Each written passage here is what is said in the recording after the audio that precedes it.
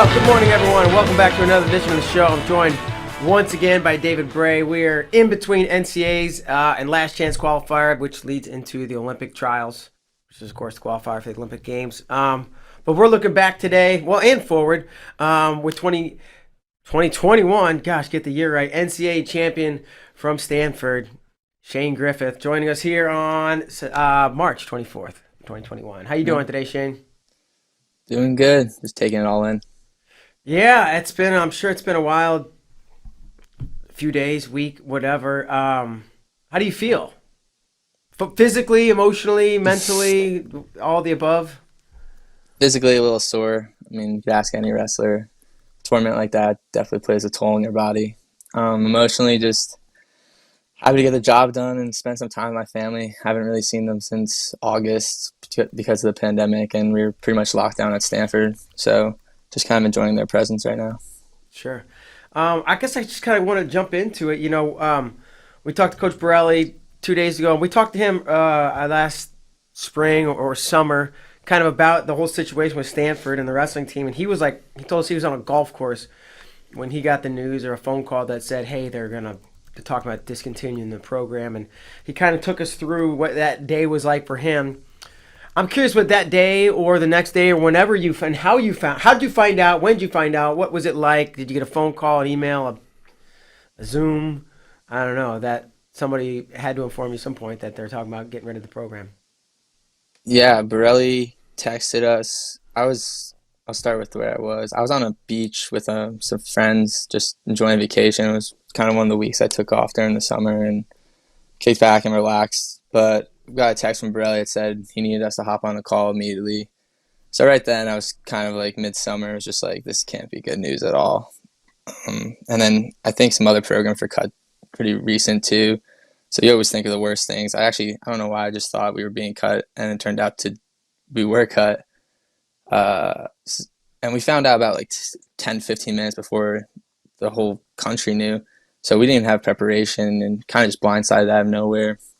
It was a really, really peculiar time. I mean, I texted my dad right away, and he thought I was joking. He's like, "What, the program get cut?" And I was like, "Yeah, it actually did." Yeah, I mean, my phone just started blowing up like crazy. I talked to my dad. I ended up coming home a couple days early from the trip just deciding on what's best for the future and what this means for my future career eventually. And then just kind of taking it step by step and dealing with the whole process. I just turned my phone off for a bit just because I didn't want to deal with anyone else. And it's kind of just a family matter with Stanford Wrestling and my family personally. Gosh, you're on that beach. First, just out of curiosity, what beach? What part of the country were you in? California? Cape May. I was on the East Coast. Okay. Yeah, down Jersey. What? Jersey, yeah. Jersey Shore. Yeah. Jersey. What was the message from Jason, from Coach Borelli? Like, hey, administration, is that what as simple as that tell us were dropped, or did he give you reasons that he was given? We weren't given any reasons, and still to this day, we really don't know why. They published a couple long articles, but in my opinion, and they kind of just beat around the bush. But yeah, it was pretty short and sweet just because we knew it was going to be publicized within 10 minutes, as we were saying.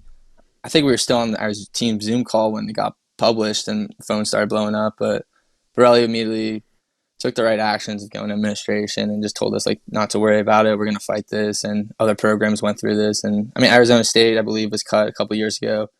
And then you saw them 2 years ago take down Penn State, which was awesome. So it gives you a little hope and perspective into the situation that it is something we could overcome, but it's going to be a long road ahead.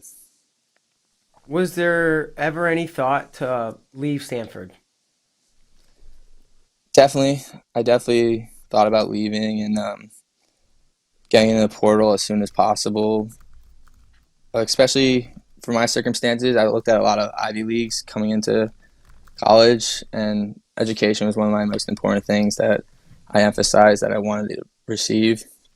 So for me, it was about transferring to an Ivy, and that turned out to be a little bit of a hiccup because I would have to sit a year, plus I have to lose some of my credits.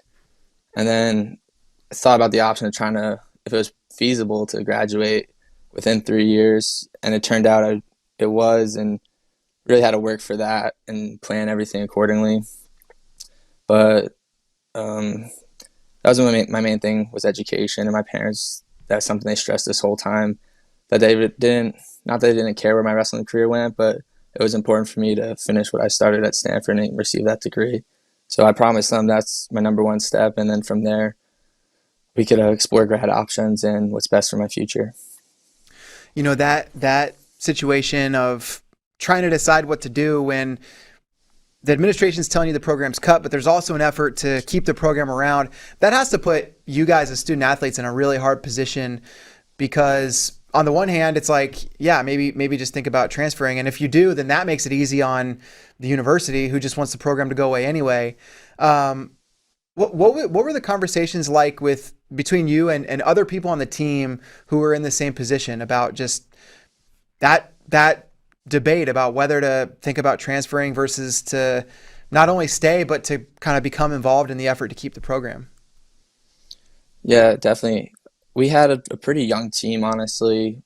So the guys that were caught in the biggest pickle were me, Real, Ishins, and then Jaden, a couple sophomores. But right away, all the freshmen and almost all our sophomores are planning on staying, besides, I believe, Jaden. And then me and Real kind of just saw this as an opportunity to pick up the pace of graduating early. And then luckily our 5th years, and we had 2 seniors, so like they were going to be done anyway. So it wasn't, a good portion of our team was going to stay and be there, but we were going to lose some guys. And guys like Jaden, I feel the worst for, because he doesn't have the opportunity to kind of graduate early. I mean, he can, but he's going to have to sacrifice next year. So I think he was probably in the biggest pickle out of anyone. But we did have 1 year left, so it was more like we're going to give us all we got and try to make a statement, make a name for ourselves, and then whatever the future holds, that's a future task and adversity we're going to overcome. Because like everything since last July when we got the email, it's just been hiccups left and right, and we've always just had to find a way to get through it. It was just worry about the task at hand, and then worry about future problems when we get there. Maybe it turns out that this good thing for a lot of reasons, but that you didn't transfer an Ivy because they didn't get the wrestle this year, right? Yeah. So Yeah. that would have sucked. Like, oh, I'm going to Princeton, Cornell, and then it's like, shit. Yeah. I don't know what was it like. The season was so crazy, right? We heard about not having places to train, not even being allowed to train. Talk about some of the complications of training first semester and or once it got into January. Yeah, I mean, I'll go step by step. It's a pretty long process, but We got all day. so for me personally, my parents were a little just concerned with COVID, so I wasn't able to go out a little early. I don't know if you guys knew, but a bunch of guys got together in California at Peter Ming's house, one of our freshmen, and were able to train, which was awesome. But for me, I knew if I went out there, I wasn't going to be able to come back. So I had to hold out a little bit longer. And then we had a training camp in Chicago. I was fortunate enough to go out there, and that's when I told my parents, like, don't worry, like, I'm going to go straight out to California. I had a couple buddies out there, so I was able to stay with them and for 2 weeks or so, which was awesome. Got to hang out with them. And at this time, still, we didn't know if we were going to be able to come back, so I was really risking it. And I asked Pirelli, I was like, you got to give me, like, some percentage. Like, I need to know. And he gave me, like, don't take my word for it, like 70%. So I was like, okay, like that's good enough for me. Like we got to try. So I went out there and we got approved and lived in a hotel for a couple weeks. December rolls around. Got finally moved on campus, but they still said they weren't going to let us wrestle, which was absurd because basketball was having their full season. Football was having the full season. They were planning on bringing other athletes back as well. And then, you know, the holidays were tough for us. We had Thanksgiving, Christmas, New Year's, all those holidays. Like, we were the only ones on campus. There was a good month and a half, I would say. We were the only team, only students, only people on campus. And, I mean, it sucked because administration too, everyone's going home to their families, but we weren't allowed to leave because you'd have to get quarantined again, isolated, tested. And we still, to them, we weren't having a season, but to us, we didn't know when our season was going to start. So it was too much of a risk for anyone to leave and come back. That was just mentally and physically exhausting. It was a pretty rough time. We had each other, which was great, but no social interaction with anyone for months on end is play a toll on anyone. And about February-ish rolls around, we were still training outside. I'll backtrack a little bit too. Like Christmas and New Year's and stuff, the most things I remember is we were training in our bathrooms and trying to like create this like steam showers to just do bike workouts, like push-ups, like little things like that. It was just because we had no access to facilities, and even if we had a weight set outside, like it was freezing cold in the mornings. But you could only go during a certain time. So like we were really shut down and isolated from everything we were fortunate enough to have prior. So we just tried to make ends work. And as I was saying, we were working out in our bathrooms, trying to go like team runs, run hills, which is another hassle because people don't want you to be outside. They want you to wear a mask at all times. And like when you're training at such, high intensity, trying to like run miles in like 5 minutes, it's hard to run with a mask on, just suffocating you. So we were getting yelled at by people, get back to administration, back to our coaches, and we were getting in trouble for that. So we really faced like everything. And then mid-February, right before we're it's all so ironic because everything got opened right when we left. So they weren't going to let us go on our trip. And then we got the news the day before that they approved of it. And I was like, okay, great. We were going to go anyway because Borelli talked to a bunch of sponsors and donors, alum, and they were going to put together a trip. And we were just going to go on our own, not even through Stanford, which it was our motto for like the season was like, what are they going to do? Cut us? Because we essentially had no ties to the university anymore. And then the day we left, the next day they opened up, like our facilities again. And it was just like, I don't know, we kind of took it offensive. It was just kind of like another dig to us where like they just keep giving others opportunities when we're not there. So we came back and training inside was good again. I mean, we're still lifting outside. That was a whole nother thing because we'd be lifting in the mornings because kids had classes and the weight rooms were in like a basketball concourse. So it's like straight cement. It's freezing. Like even though California is warm, like the mornings and nights get really cold and you'd be layered up. You'd be trying to grab some weights and your hands would like get cut because the metal's so sharp and like it's so cold. You can't even like work out. You can't even like bench. But funny enough, like football comes back the day they come back. They're working out in our like lifting facilities and stuff. But like wrestling, this is actually all sports. All like sports weren't allowed to lift inside. And then all of a sudden football comes back and you see 50 guys inside warm, getting great lifts in. And it's just like, this is ridiculous. And then, it was just forget about all that stuff. Going into Pac-12s, NCAAs, it was just about us. And we've endured so much through the season that it was too much to call it. Like we've went through the gauntlet, and I truly believe no one went through what we went through this year. And we had, on top of that, I think I tried doing the numbers with a couple of guys. I think we have close to 200 COVID tests. We were getting tested 9 times a week, like twice a day sometimes. Some days, like if we were competing, it would be 3 times a day. So it was absurd. We had a handful of obstacles to go through, but fortunately, as the end of the season came, we finally made it. I mean, every other week it was just like, are we even going to wrestle? But I mean, planned out good and I guess worked out for the better. I'm curious about these outdoor workouts. I mean, the weightlifting part sounds terrible. What about wrestling? I mean, I have to imagine there's some days where you're rolling out like mats onto like a wet field and it's probably drizzly and rainy. I mean, what were the wrestling conditions like outside?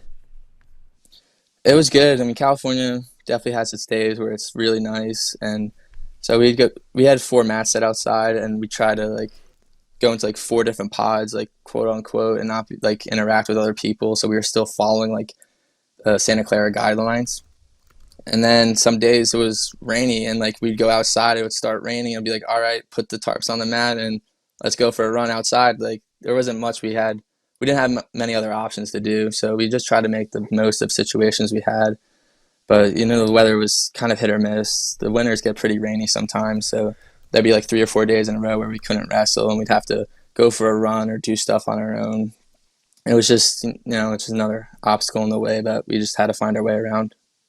I'm curious, like back to like Thanksgiving, Christmas, New Year's. It sounds like a month or two. You guys, like you said, you're isolated. You're the only ones on campus. You're not having any physical interactions. You're not having any personal interactions. You're not. And you said, right, I'm sure it's got to be taxing emotionally and like wearing you down. And did it ever like get to, was there a rock bottom? Were there moments of like, man, gut check, man, is this worth it? Do I want to do this? I am like, maybe I haven't seen my family since God knows when. Were there like, I don't know, low points essentially? Yeah, there was definitely some low points. I mean, I like to be pretty social, just like talking to people. I mean, the simple things of you go to a deli to get a sandwich and you talk to the guy making your sandwich or the cashier. But California was complete lockdown, so one, we weren't technically allowed to go anywhere, and two, there was nowhere to go because California's been the worst through this whole process and just been completely locked down. I don't even know if some places are open still. It definitely was just extremely taxing, and fortunately, I talked to my parents a bunch throughout it, but didn't get to see them much. And then something I addressed too. I wasn't even gonna wrestle this season. Just talking to my dad, it was like I didn't think it was feasible to get where I needed to be in time. Because anytime I wrestle, it's just I don't want to put excuses out there, be like, oh, our training environment was this, or like I wasn't ready because of this. It was just more like if I'm not gonna be ready, I'm not gonna do it. I always wanted to like, give my best effort. So there was something I talked to my dad a bunch, and it was funny. We actually found the text yesterday. It was like 1 a.m. I like couldn't sleep. I like went on a run. I just texted him. I was just like, like let's just do this. Like let's rip it. And he was just like, all right, buddy. Like I got your back. And from there on, I just gave it all I got. I mean, just questioning every day. It was like, is this our last day before they just cancel our season overall? But kind of just trusted the process and our coaches to do whatever it takes to make it happen. What like timeline wise, when was it that you were like thinking about just packing it in and it wasn't worth it, or you don't want to do it if you can't be prepared, right? Which I totally understand. When was that time, and when roughly, what month maybe was that text from your dad at 1 a.m. or to your dad? I'll give you the exact date. That was Okay. January 23rd. January 23rd is when I told him let's do it.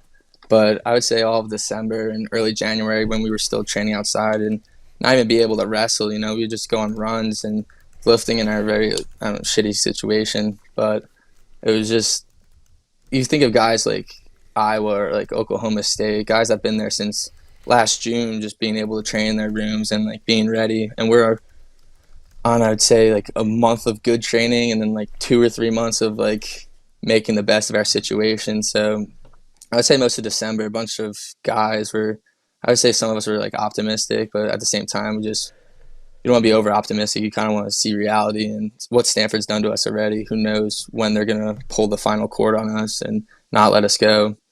But as I said before, Bray was terrific throughout this and was going to make sure we had a season no matter what it was. He was going to find a way to get us to Pac-12s, get us to NCAA so we could have one last shot together and hopefully not the final shot. I remember January of this year, beginning of January, it was like only half the teams had a schedule out. And then into the first week of the season, there were still some teams that didn't. And then into like the second week of the season, I think you guys and maybe a couple other schools still didn't have a schedule. During that first half of January, how concerned were you that Stanford was just going to end up saying, you're done now? You're already done. Truthfully, every day I thought it was our last day, but I don't know. It was a very difficult. Yeah, and then Borelli just kept trying to plan it together, but I knew even if we had matches, how many were going to be quality matches, and that's something that hurt me in the seedings this year, specifically. I mean, I've lost one match in my collegiate career, but we didn't have an opportunity to wrestle anyone, and I got hurt, and I had to sit out for a good portion of our matches anyway. But even if I did wrestle in all of them and won them, like I didn't have the opportunity to wrestle quality guys, and I don't know. I thought that was a little messed up from the seating committee or whoever's in charge of that. But given our circumstances, that was just another part of was I going to be able to get where I needed to be, not having competition or the right competition, high level guys to get that feel and know what it takes to become a national champion at the end of the day. While you're staying at home for the holidays and you got nowhere to train and it comes into January, you don't have a schedule, and to maybe even before that, right? You're taking care of you and Coach Borelli's taking care of the team. You guys are But there's also this other fight going on to take care of the program. How aware were you? What things were happening behind, with everybody helping, and how involved or not were you with these things to help the program stick around? Yeah, I think I think for us it was just about doing our job, and that was competing at a high level and making the most of our situation, trying to get be successful. And if we're successful, hopefully that represents Stanford's wrestling program in general, which would hopefully save the program. So I think for a lot of us, it wasn't about doing any of the behind the scenes with administration. It was more about go out there, perform to our ability, and kind of prove them wrong on the mat. But I said this in another interview, I think there's a lot of shady stuff that goes on through administration, and no one wants to take the blame, so they all point fingers at each other. And I truthfully think no one's ever going to know the truth behind everything, because no one's going to want to take the blame or really portray Stanford like that. So it was something with Borelli. I mean, he tried to communicate as much as he could to us, but he was definitely out of the loop as well. And just from a personal standpoint, I just think administration knows exactly what they're doing, and they're not gonna publicly say it, and they're just gonna keep pointing fingers to each other and be like, oh, the provost wants to do this, and they'll be like, no, the AD wants to do this, or sports administration or something. I don't know, but like, yeah, just I think there's a lot of shady stuff that goes on, and no one's gonna know the truth, and people are just gonna keep pointing fingers until people give up and it kind of dies down. Bader asked Coach Braley about this the other day, but I'm curious for kind of what you remember from the story of when you guys decided take the logo off of everything. It's black singlets, and that's what we want to do. What was that conversation like? What was that thought process like from your perspective as an athlete? As an athlete, just it's a very individual sport in my opinion as well. You do your role, it helps the team, it helps the program. But it wasn't about Stanford anymore. It was about us. And even if it was our last time, it was for each and every individual on the team. We weren't trying to represent Stanford anymore to a certain point. So, and it just became bigger than us. It wasn't about, oh, Stanford this, Stanford that. It was, no, like, Requeer this, Jaden this, like Shane Griffith this, Borelli this. And we think we just took more of a internal family approach to it all, and it was about representing us and having a good time and being a family all together. What did it feel like to see your teammates competing in that all black singlet, kind of knowing everything that you guys had been through? It was pretty awesome, honestly. I actually loved it. I think it was great, and I think it definitely, fortunately enough, I was able to win the title and really get our name and story out there more. And I think a lot of people took recognition to the situation and the black singlets. So it was just awesome just knowing that we were doing this for one another and our individual personal growth rather than for Stanford in general. Back to maybe the administration. What, if any, message or outreach, did you get from the administration? I know that Jason was taking care of things, but did they talk to you or any of the student athletes to provide any kind of explanation or sorry or anything?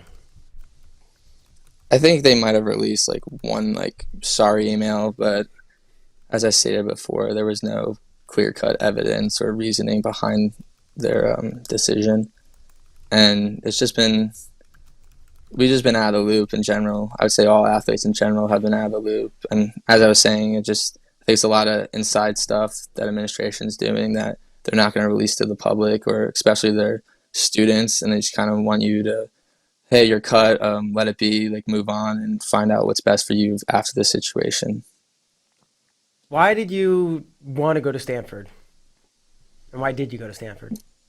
Yeah, education-wise, as I was saying, was a huge role in my college decision. And for me personally, I know wrestling's eventually going to come to an end.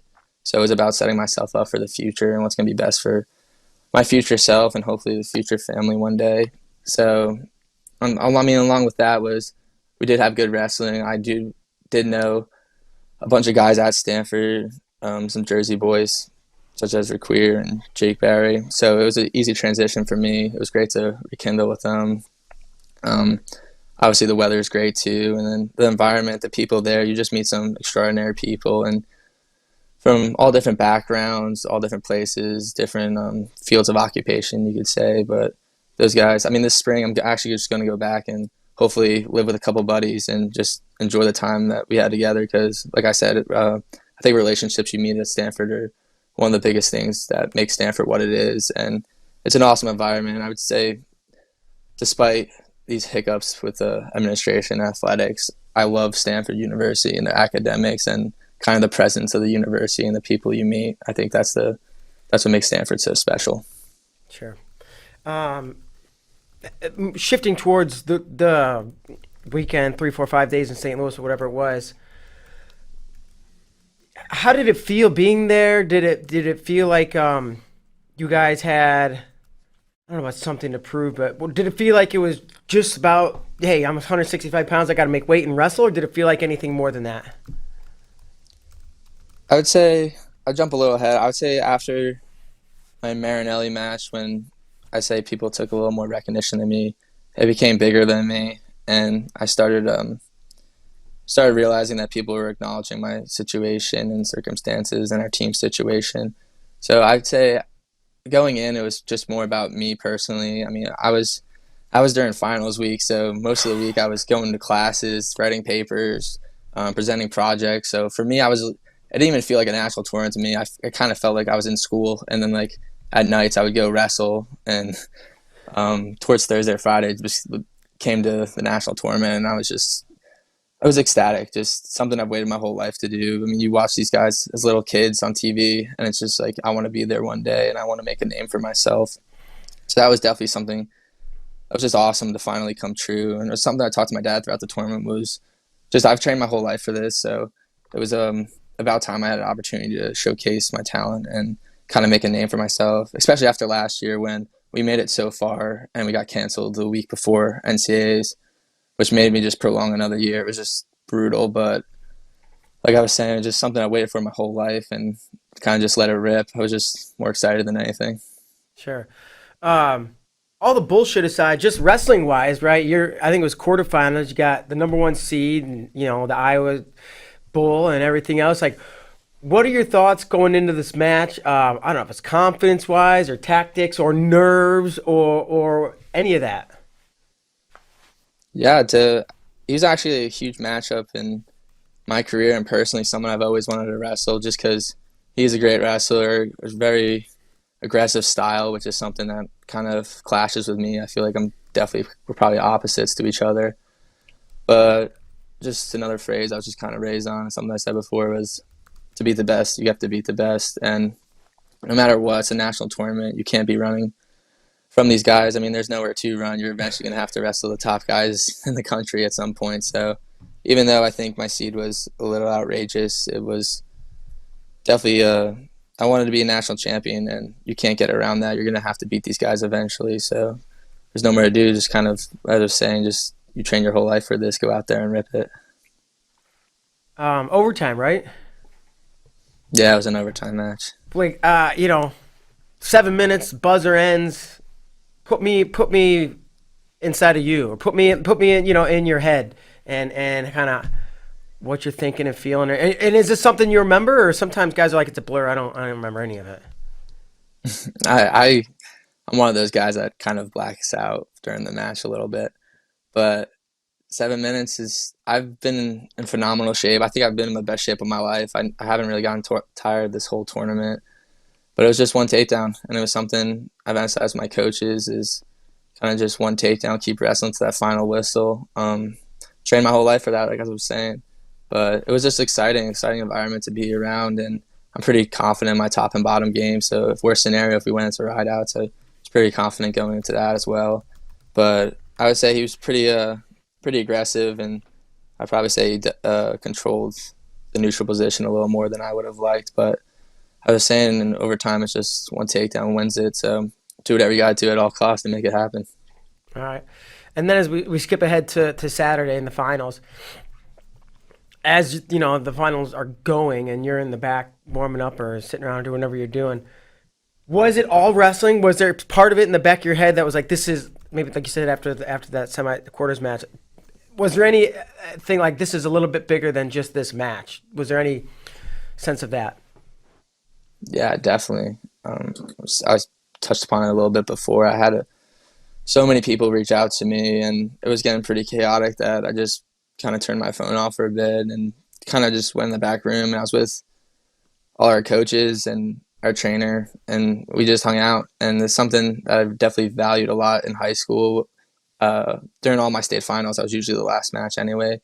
So for me, it wasn't about worrying about these guys. It was about worrying about myself and kind of what we were saying. It was kind of bigger than me at this point. So as long as I knew if I did my job that I would have um, helped the program in the best way possible. And it was another opportunity to raise awareness to our situation. We'll skip ahead again just a little bit to the end of regulation, but there's still a challenge. What do you remember about that moment and putting the shirt on and the fans and people getting behind you? It was awesome. As I said before, I mean, I had so many people reach out to me, so I really knew we were raising awareness of the situation. But I think the best thing about it, it shows how close the wrestling community is as a whole. And even on the mat, I mean, Jake Wenzel was awesome, and he even came up to me after and asked about this situation and what he could do or what people could do about it. But I think the most important thing was what I said about wrestling being a close knit family and community, and it's awesome, especially growing up. You see these guys a bunch, and then you're all at the national level competing together. So it just shows how people stay together through all these years and really have each other's backs. Heck yeah. That challenge. Do you think they challenged like to give the opportunity for more awareness to happen, or what? What's your thought on that actual challenge itself? I don't think it was that. I think they were challenging something. I honestly don't know what the like overall challenge was at the time. Um, I think I was up 4-2, and I just was close to securing riding time at least. So I was pretty confident whether or not I had to go back on the mat, but I don't know if necessarily their whole point of the challenge was to give more time. I mean, if they did, that's pretty cool as well. It kind of just reemphasizes the wrestling community and how people care about situations and just care for one another. Sometimes you see guys put a shirt on just to stay warm. Was it that, or was it like you wanted to make sure to have an opportunity for people to see this Keep Stanford Wrestling logo? Yeah, no, I was definitely sweating and warm, but um, it was just an opportunity again. Just I knew it was on ESPN, and it was another opportunity that I saw to kind of raise awareness of the situation. I mean, I didn't know what obviously the commentators were saying or anything, but I thought it was a perfect opportunity to show what Stanford was going through. And fortunately enough, I know a bunch of, I think, pretty sure sports, it was on Sports Center's Instagram or something, which is kind of even awesome. It just shows again that I was just trying to raise awareness of the situation. And it's great that to see big platforms and people reach out to me and reach out to the situation and kind of spread the knowledge even more. What has that feedback been like for you since that moment? Both, I mean, yeah, seeing it on a big Instagram account like that, Sports Center, but then what's the other kind of reception been for you since then? Yeah, I've had a bunch of people reach out to me, and I tried to get back to everyone. Um, I just don't want it to be something, even though it's great that I did win a national title. As I said before, it's just kind of something bigger than me, and I don't want to be like Shane Griffith won a national title, like Stanford, yada yada. This I want people to be like, why is Stanford cutting their program? They have opportunities and potential to produce more national champions and be an elite program and compete at high levels. It seems um, like if you could have drawn up like what's the perfect way for Shane Griffith to like do everything he can to keep this program around, it's like step one, win an NCAA title. Step two, put the shirt on in front of everybody else, and then there's this huge reaction. Do you get the sense that that's making an impact, or that that Stanford administration is feeling any of that pressure?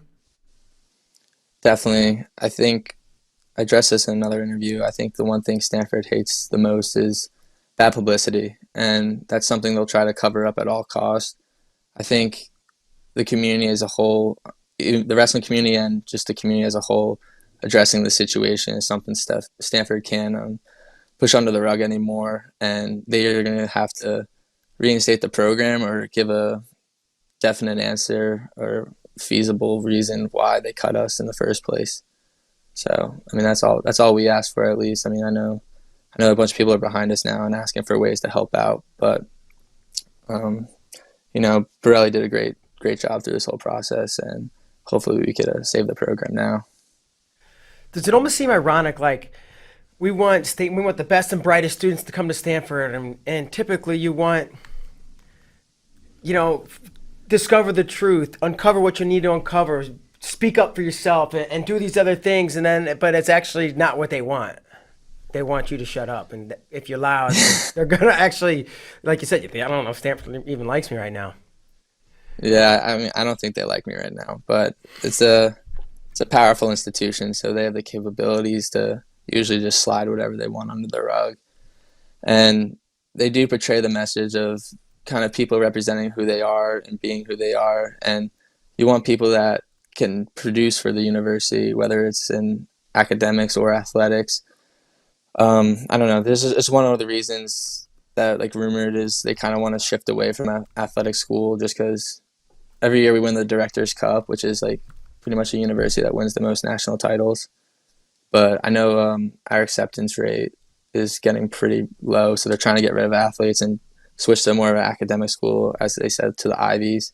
I don't know if this is true or anything. It's just one of another reasonings that we've kind of approached for the situation. But I think they definitely portray a deeper, more meaningful message than they truly mean, especially in the athletic department.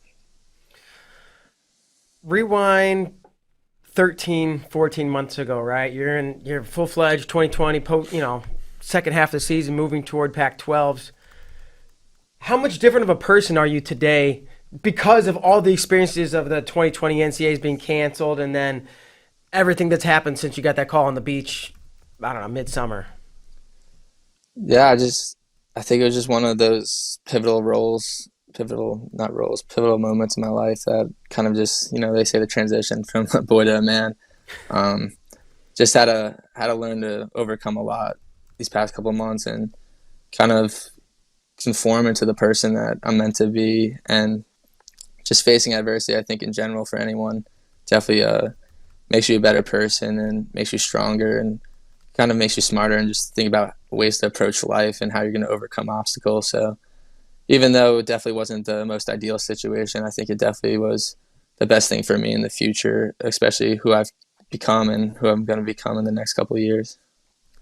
You got to watch your teammates compete in all black singlet, and you knew that represented guys who have been lifting, cold weights outside, guys who have been getting practices in the rain, guys who are struggling to bring a program back. It was pretty cool to see.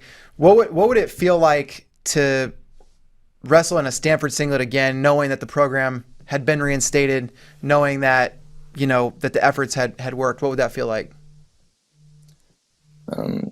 Just we won, and we've overcome so much that I think it speaks volumes about the wrestling community in general and the characters that we build, just your characteristics as a person, just determination, hard work, and being able to come up adversity like that. I think that's what makes a wrestler so special. But there's a kind of a fulfillment just to be able to wear that Stanford singlet again, and just kind of big F you to the university, and being able to be a team and represent something that's bigger than us again, and kind of just portraying a good message to the country as a whole, that no matter what the circumstances are, you could overcome anything with the right mindset and environment and support. Have you thought about the future? I mean, obviously you have to, right? And there's like one or two ways this can go. Stanford can get reinstated, and I assume you stay. And then you said you were going to try to graduate in 3 years. Is that on track? And if so, what's the case if they drop it? And if not, what's the case if they drop it? Yeah, so right now we're still a waiting game, but I'm going to graduate by the end of this summer, fortunately. It all worked out well for me. But I'm going to start applying to a couple of grad programs and talk to some coaches and hopefully take some visits and kind of take the next steps forward and what's best for me in my athletic career. I mean, I definitely got my Stanford degree, so I think I might hone in a little bit more on my wrestling career and kind of what's going to make me become the best version of me and be able to keep producing national titles and maybe a world or Olympic title one day. How challenging was graduating from Stanford in 3 years? It's not an easy, it's a challenging school in and of itself. Yeah. Yeah, it's definitely had its ups and downs. I mean, last spring we were fortunate enough to go online, and I was able to take a abundance of classes that I normally wouldn't have taken just because at school it's a lot harder. And you talk to anyone in the country, online schools kind of become a little bit of a joke in my opinion, and you kind of don't get the full learning experience in general. But for my circumstances specifically, it kind of worked out better where I was able to enroll in more classes, and it made the transition a lot easier. And we had the opportunity to take classes for pass fail too, so that takes some stress off your shoulder about you don't want to get like a C or something in the class. But I'd say it's been a blessing and a curse that school's moved online, and it's definitely made my transition a lot easier. But it's kind of awkward though, not awkward, it's like a little weird that I'm just kind of used to it at this point of just taking so many classes that has become the norm of my life, and I've been able to kind of conform to the new circumstances to just get the job done and be able to graduate on time. How do you feel about all this attention, right? We're calling you, everybody else is calling you, wanting interviews, and not just, hey, congratulations, you won, but we want to talk about this big topic we're trying to tackle. How's that? Have you liked it, hated it, indifferent, glad you're there to spread the word?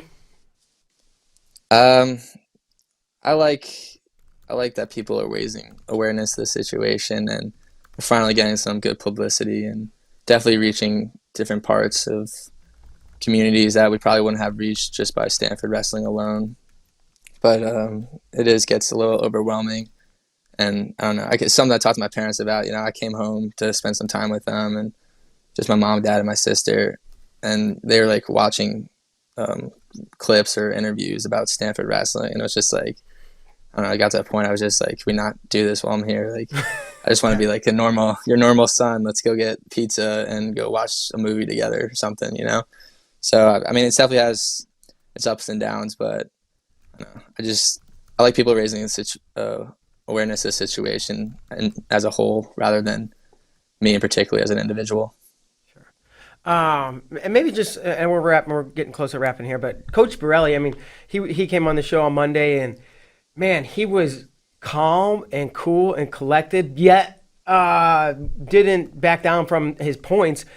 Tell me about him through all of this, and if you learned anything new about him, and just maybe your overall take on him. Yeah, just a fighter. I mean, he's a really, really nice guy, but I know administration definitely ticked him off a bit. So you got to see the little aggressive side to him, and kind of just not caring anymore about anyone's opinions, or especially administrators' opinions. I said it before, I think if he wasn't our coach, I think there's a good chance we didn't even have a season this year. And like I said, he's just a huge fighter, and he fought for us to the very end. And I'm getting text right now. What's up, Carmen? Yeah, but yeah, he's just a huge fighter, and I think a lot of coaches would have crumbled during this time. But for him, he saw another way than giving us one last opportunity to compete, especially at the high level. And like I said, I think if he wasn't our coach, a lot of people would have kind of conceded to the university and administration's decision to not let us wrestle. But he's, like I said, he found donors and sponsors we were going on this trip one way or the other in his eyes. So he had a great mindset throughout it all, and told us, even when we were thinking, as I said, like me personally, I thought every day was our last day, but for him, it was, we're getting ready to win a national title. So it was a blessing having him with me throughout this ride. Sure. And I said that was the last thing, but you brought something up. I want to get a little bit deeper into this trip, right? You didn't have a season, and you weren't going to have seemingly maybe a season, and then like he finagles a 15-day road trip. When did he explain it? Did he say, hey, I'm trying to set this up? Or did one day he just said, hey, we got this 15-day road trip like tomorrow? We tried going on trips since January, and he fought administration so hard to make something happen, especially trying to make a 2-week trip where we could bounce around here and there, maybe get a match on Thursday and Saturday. So he definitely worked it out. I would say he probably knew like a month ahead that we were going to go on this trip. And it was just more about getting administration's approval. And then it got to the point, as I said before, that if we didn't even get administration's approval, we were going anyway. And that was his mindset. I mean, I said before, our motto this whole season was like, what are they going to do? They can't do anything to us, just because we didn't have a program at that point. It was truly just us and our family and our personal growth and development and what's best for us this season. So awesome, man. Well, have we left anything out here? I'm trying to cover everything. I'm pretty good on my end. I mean, yeah. Well, I think I'm good. I think we've gotten through most of the stuff I'd like to get through. I guess we'll do this. We'll give you the final word. Anything you want to say about the season, life in general, wrestling in general? You can tell a joke, whatever. You got the last word. No, I mean, I guess for anyone watching this, just kind of a cliche of just keep fighting, and you're capable of anything with the right environment and support, as I said before. But as long as you have the right environment and people and family to support you, I think you could overcome anything in your life. Awesome. Well, Shane, I appreciate it. Man, big congrats on the NCAA title, and best of luck to you and keeping Stanford wrestling, and to you personally and professionally for your wrestling career and beyond. Yeah, thank you so much. Thank you, man. Have a great day. You too. All right.